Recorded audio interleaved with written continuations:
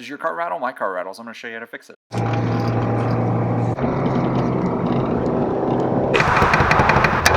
The B-pillar trim covers rattle like crazy. We're going to tighten them up. Open up the door, there's some screws back there, take them out. Same thing on the rear door, on the B-pillar and the C-pillar. Take them out! With the doors open, gently pull on the trim piece and lift up towards the roof of the car. We're going to put some tape on the door where the tabs fit in. First, wipe that dang door off. Some of these pieces are really tricky to get off. Don't break them. Don't break them. Sometimes you have to pop a little trim piece off from the inside. Don't break this either. Don't forget to clean all that dang dirt off. Put some tape around where the tabs fit in. Put the trim pieces back on and fasten with those screws. It should be harder with the tape making a tighter fit. If your spoiler rattles, tighten it down or wedge something in there so it doesn't bounce around. I wrapped a zip tie around the foot where it makes contact with the window.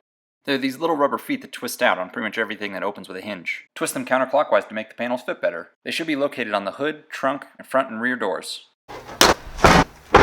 Your license plate might be rattling. Tighten or replace the hardware.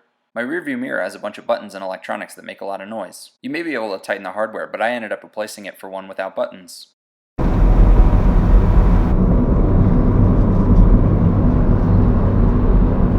Listen to that, the rattles are gone. Like this video if it was helpful. Comment below if you have any helpful tips and let me know what you think. Subscribe for more content. Thanks for watching. Thanks for watching. Thanks for watching. Thanks for